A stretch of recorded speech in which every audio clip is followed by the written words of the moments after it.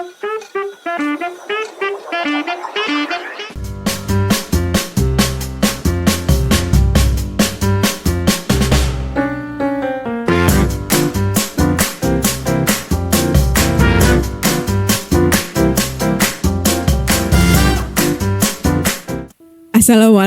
warahmatullahi wabarakatuh. Selamat siang semuanya Sobat KBP. Selamat siang Dr. Damson. Selamat siang Dr. Mada. Nah, semoga semuanya dalam keadaan sehat ya dok ya. Iya dok. Nah, siang ini kita akan membahas tentang salah satu penyakit yang sepertinya ini butuh dikenali lebih jauh ya. Mungkin karena orang awam itu sepertinya butuh pengetahuan lebih ya dok ya, supaya bisa mengenali penyakit yang satu ini. Nah, penyakit apakah itu? Adalah penyakit Parkinson dalam rangka World Parkinson Day yang jatuh di tanggal 11 April kemarin. Nah, jadi kita punya narasumber yang luar biasa di sini dengan Dr. Damson, spesialis neurologi ya dok ya. Iya dokter. Nah, kenapa banyak yang belum tahu? Mungkin dibandingkan stroke, Parkinson ini masih kalah terkenal ya dok ya? Iya, karena ya begitulah. Soalnya terjadi pada orang-orang tua ya dok ya. Karena Banyak memang lebih sering orang tua ya dok ya. Nah, biasanya gejalanya apa dok yang gampang dikenali dari penyakit Parkinson? Kalau penyakit ini ditandai dengan gemetar ya dok ya. Tapi gemetarnya itu terjadi saat diam dia. Jadi saat dia, misalnya dia taruh tangan di paha, dia akan getar-getar gitu dok. Kalau dia diangkat, misalnya disuruh pegang gelas, dia malah akan diam gitu dok. Dia tidak ada getaran. Stabil ya dok Stabil. ya? Tapi kalau ditaruh di paha atau lagi ngetik, dia akan getar-getar gitu dok. Gitu dok. Ini gemetarnya berarti gerakan tidak disadari ya dok ya? Tidak disadari dok.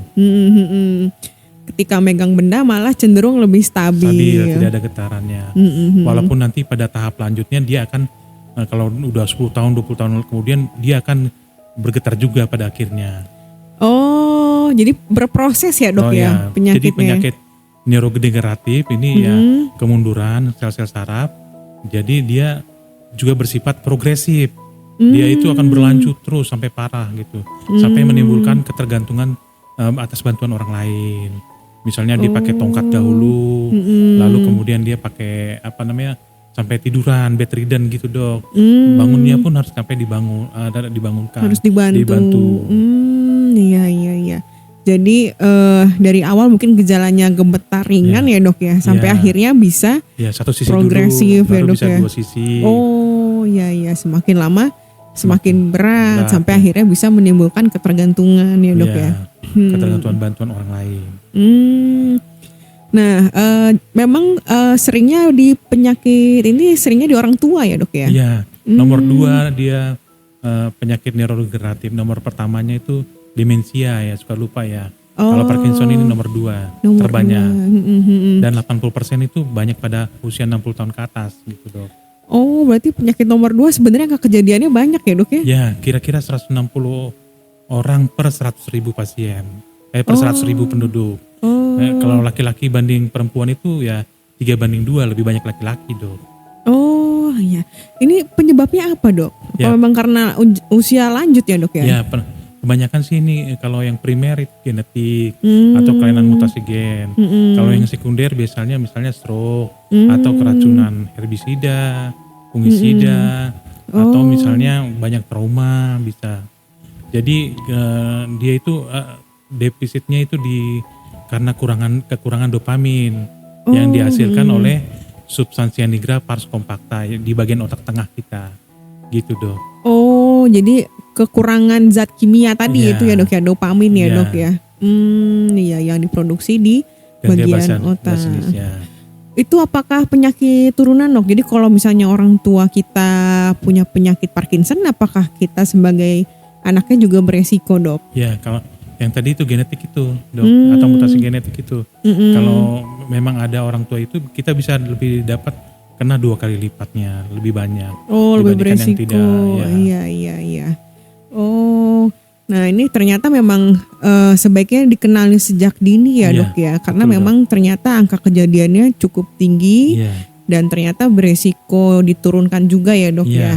Nah, selain tangan gemetar tadi dok, adakah gejala lain yang bisa dikenali dok? Ya, jadi Parkinson itu pneumoniknya itu TREP ya dok ya. Oh, TREP itu tremor, rigiditas, akinesia, dan postural imbalance.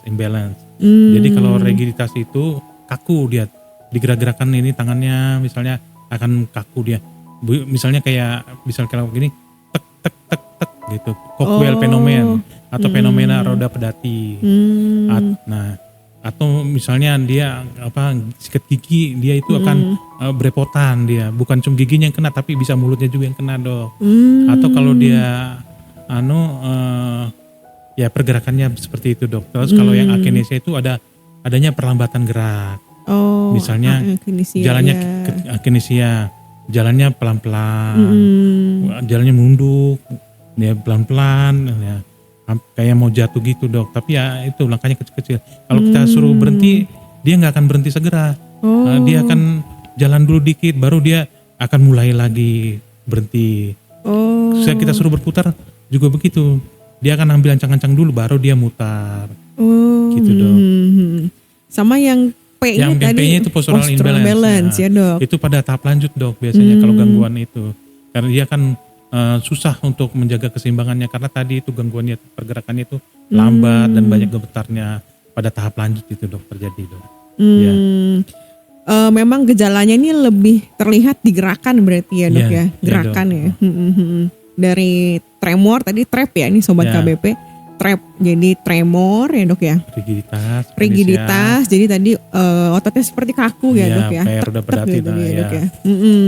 Akinesia dari gerakan jalan ya dok ya. Yang lambat atau misalnya tulisannya makin lama makin kecil gitu dok. Dan terakhir kalau sudah lebih berat bisa menyebabkan gangguan keseimbangan, postural imbalance atau gangguan keseimbangan. Iya dok. Nah, ini sobat KWP terutama mungkin yang ada orang tua di rumah ya dok ya. Atau mungkin ada saudara yang udah usia 60 tahun ke atas dikata dokter ya banyak ya. Menemukan kasus yang seperti ini ya dok ya. Mungkin yang langkah pertama yang tepat adalah mengenali ya dok ya. Iya harus kenal itu. Karena memang itu adalah penyakit ya dok ya. Bukan sesuatu yang disengaja tapi memang terjadi secara tidak disadari. Pasiennya sendiri pun tidak mau sebenarnya seperti itu ya dok ya. Penyakit memang ya dok ya. Iya memang. Jadi dikenali dulu ya dok ya. Iya betul. Nah tahap selanjutnya bisa segera langsung diperiksakan ya dok ya. Lebih cepat lebih baik ya dok ya. Lebih cepat lebih baik bawakan ke rumah sakit ya. Kalau bisa ke rumah sakit KBP kita ya dok ya. Siap dok. Oke. Nah lebih kalau misalnya dibawa pada kondisi dini dengan pada tahap yang sudah sampai menyebabkan gangguan keseimbangan tadi, mana yang lebih baik dok untuk angka penyembuhannya? Angka penyembuhan bagaimana dok? Untuk penyakit ini apakah bisa sembuh dokter? Kalau penyakit ini susah ya, susah sembuh karena dia sifatnya progresif dok. Oh ya. Jadi dia akan berjalan. Jadi kita pengobatan kita ini sifatnya untuk menghambat menghambat progresifnya sehingga dapat meningkatkan kualitas hidupnya sehingga dia lebih mandiri gitu dok. Iya. Jadi mencegah jangan sampai jatuh ke tahap ketergantungan ya dok ketergantungan. Walaupun itu pada akhirnya bisa ke situ juga karena proses ini berjalan terus dok. Penyakitnya ini. Ya berprogresif tadi kata dokter Damson ya dok ya. Nah untuk kita nih mungkin sebagai keluarga yang sebagai caregiver atau yang memberikan pengasuhan di rumah gitu ya dok. Adakah tips atau mungkin ada saran dok untuk membantu penyembuhan pasien dengan Parkinson dok? Untuk caregiver ya tentu saja dia harus membantu gerakannya, misalnya membantu dia beraktivitas normal, misalnya ajak dia berkebun, ajak dia olahraga, ajak dia ke kegiatan-kegiatan masyarakatan maupun peningkatan spiritual dok, bisa itu. Ya. Jadi tetap dilibatkan ya dok ya dalam aktivitas sehari-hari ya dok ya. Supaya jangan dia merasa rendah diri, dia tidak mampu karena keterbatasannya itu. Iya dok. Untuk pengobatannya sendiri itu harus terus-menerus berarti ya dok ya? Iya terus-menerus dok.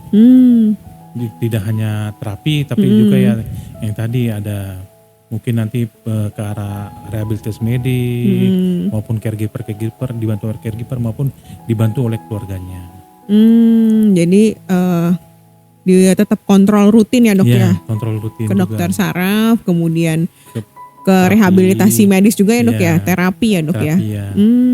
Iya, kemudian dari kita mungkin sebagai keluarga atau caregivernya juga harus sabar ya dok ya, Harus sabar pasti. Karena dia kan ada keterlambatan, bicaranya pelan, harus didengarin dan sabar dia. Jangan kita gampang emosi. Jadi harus lebih aware gitu dok ya. Iya. Begitu dok. Harus lebih sabar. Iya. Karena walaupun gerakannya tadi memang terpengaruh oleh si penyakit ini, tapi secara kebutuhan mentalnya sebenarnya sama seperti yang lain ya dok ya. Sama, ya. Butuh didengarkan, butuh beraktivitas juga ya dok ya.